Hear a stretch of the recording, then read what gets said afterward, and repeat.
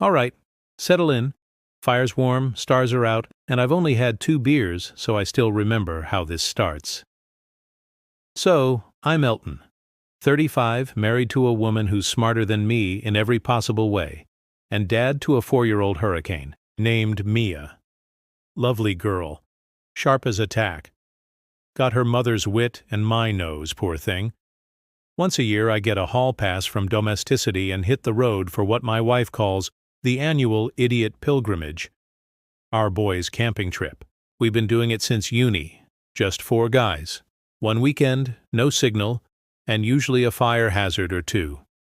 This time the meetup point was a clearing somewhere outside Eden, down in the far southeast of New South Wales. Beautiful coastlines, big gums, kookaburras that sound like old men laughing at your mistakes. I was coming in from Sydney, 6-hour drive if you behaved, which, of course, I did not. I left at dawn, waved goodbye to Mia as she wiped Vegemite on the dog, kissed my wife, who handed me a list of safety tips as if I were going to Everest. Don't trust Dave with the firewood, was in bold first. Stop, a servo off the Prince's Highway. I needed fuel and a flat white in that order. Pulled in, queued behind a guy who looked like he'd fought a lawnmower and lost. He had that twitchy look like his coffee depended on a court ruling. Barista gives me a nod and I say, "Flat white, regular, no sugar, and maybe the least existential scone you've got." I thought I was being funny. She hands me my coffee, with a deadpan. This one doesn't believe in breakfast. Anyway, I'm back on the road, sipping my nihilist latte, chewing on a scone that tastes like drywall, and I get about 20 minutes south when I hear it, the thunk, thunk, thunk that every road tripper dreads. Flat tire. Pull over onto gravel. Step out. Smell of eucalyptus and hot rubber. Left rear tire's as flat as my coffee banter. I pop the boot, pull out the spare. It's the wrong size. I'm not joking. It's from the last car I owned, a Corolla. I'm in a Pajero now. Now, here's where it begins. This old bloke pulls up behind me. Drives a battered Hilux that looks like it's been through 4 wars and a cyclone. Window rolls down. He squints at me and goes, "Need a hand, mate?" I nod. He hops out barefoot, beard like a survivalist. Offers me a lift to the next town for a new tire. I hesitate. I mean, this is how horror movies start. But he says the magic words, "Got a cold one in the esky." So I get in. What I don't know yet is that this man is not just offering a lift. He's about to tell me a story that will derail my trip, and possibly my understanding of time, direction, and humanity. But I'll get to that. The guy's name is Baz, 60-something. Smells like eucalyptus oil and something faintly illegal. His ute is filled with fishing rods, empty beer cans, and a taxidermy magpie glued to the dashboard. I say, "What's the bird's name?" He says, "Graham." Right. I decide not to ask. We start driving, and Baz begins to talk, not in sentences, but in stories. He doesn't answer questions, he swerves into anecdotes. I ask how far to the next servo. He says, "Reminds me of the time I got lost in a nudist colony with a hangover and a bad GPS." I say, "What?" He says, "Anyway, we'll be there soon." I'm now locked into this mobile campfire of chaos, careening down roads I've never seen, listening to tales that don't end. They evolve. Baz starts telling me about the back road that shouldn't be. He says there's this dirt track that technically doesn't exist. Not on Google Maps, not on local signs. The locals call it the long way round. Supposedly shaves off an hour if you know where to turn, but only if you tell a story while driving it. Otherwise, you get lost. Forever. I laugh. Because he's clearly been whacked in the head by one too many bait buckets. But Baz is dead serious. He says, "You gotta keep the story going. Dead air's bad juju." Next thing I know, we're on the track. I ask, "Is this it?" He grins. "Time to earn your ride, mate." So here I am in a stranger's ute, on a dusty mystery road, being told I have to tell a story or disappear. And that's when I realize Baz hasn't been talking for conversation. He's been driving fuel for the road. The minute I interrupt him to ask a question, The car stutters. Engine coughs. Dust thickens. Like a fog. Baz punches the dash and yells, "Keep it going, you drongo, say something." So I blurt out the first story that comes to mind, the time I accidentally waxed off both eyebrows before my wedding photos. He slaps the wheel. "Now we're cookin'." From there, we story-hopped, one tale to the next. My first kiss, disaster. My worst date involved a ferret. The time I tried to build a backyard pizza oven and nearly burned down the shed.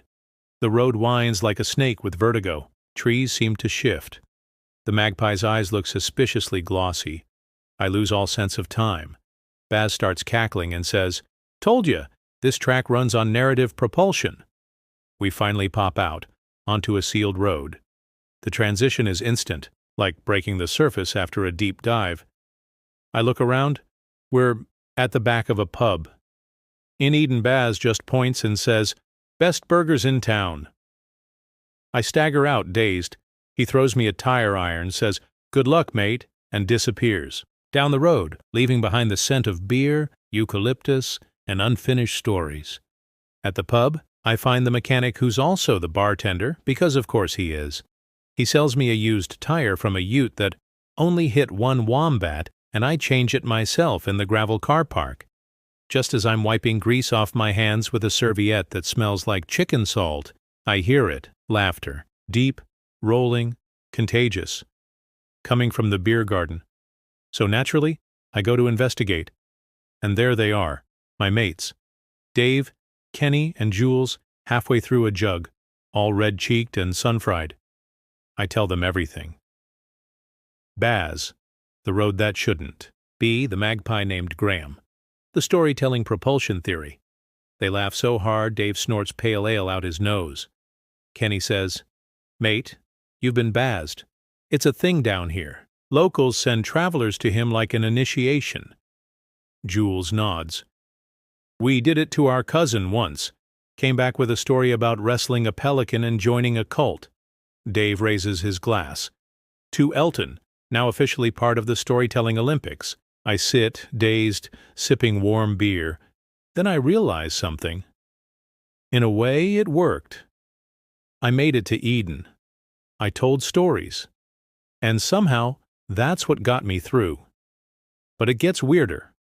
That night, around our real campfire by the beach, we start telling our stories, one by one.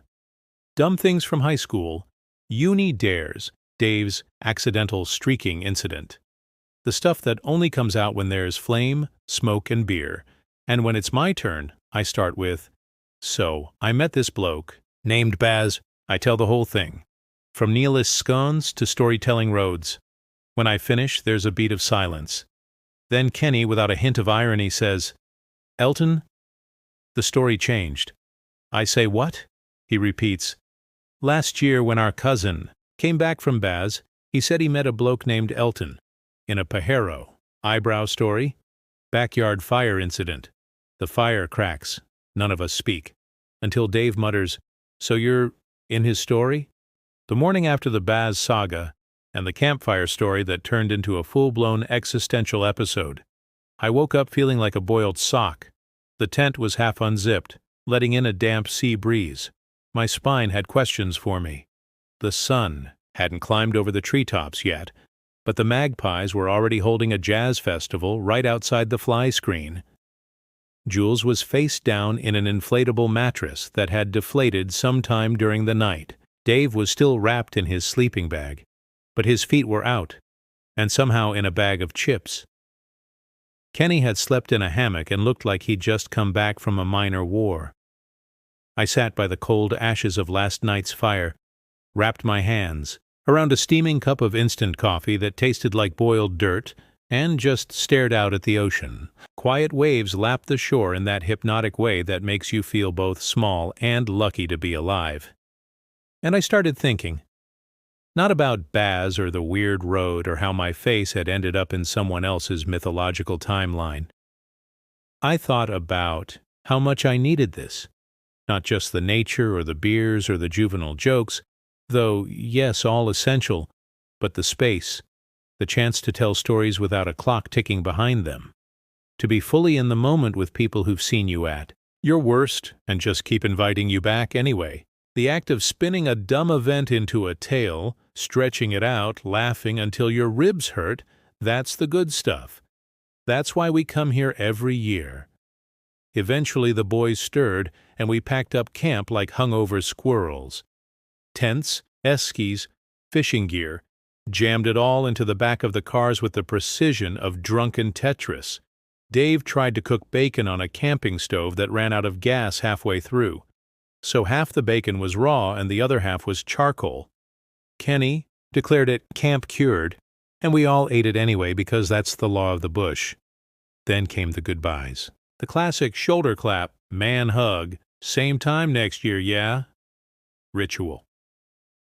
Dave headed north in his dust-choked Hilux. Kenny and Jules left together, towing a trailer that had no visible purpose. Me? I slid behind the wheel of my Pajero, now, proudly sporting a wonky spare tire that hummed when it hit 80, and took a deep breath. This time, I took the highway.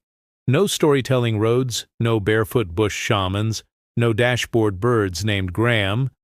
Just me, the road, and whatever weird country radio stations I could tune into along the way. Somewhere near Bega, I stopped for a real coffee. No nihilist scones this time, and thought about calling my wife. I didn't. Not yet. I wanted the drive to stretch out just a little longer. The smell of gum trees and cow paddocks drifted in, through the open windows. A wedge-tailed eagle flew overhead like some kind of omen. I don't know of what, but it looked majestic, so I took it as a good sign. 6 hours later, I pulled into the driveway. My daughter came sprinting out with yogurt, all over her face and a shoelace around her head like a ninja. "Daddy!" I dropped to my knees and caught her mid-charge. She felt warm and sticky and perfect. My wife leaned on the doorframe, arms crossed, eyebrow raised. "So," she said, "did you misbehave in any life-threatening ways?" I looked her dead in the eye and said, "No more than usual." She smiled, shook her head, and kissed me like she was relieved I'd come back in one piece. That night, after Mia was in bed and we were curled up on the couch, I started to tell her about Baz, about the road, the rule of no silence, the magpie, with judgmental eyes. She stopped me halfway through and said, "You do realize none of this sounds real, right?" I shrugged. "That's the best kind of story." And she grinned and said, "You're just lucky I married a man who tells them well." So yeah, I took the long way home. Not just literally, but existentially, and maybe even accidentally mythologically. But I came back with a story, and in the end, that's the only real souvenir worth bringing home.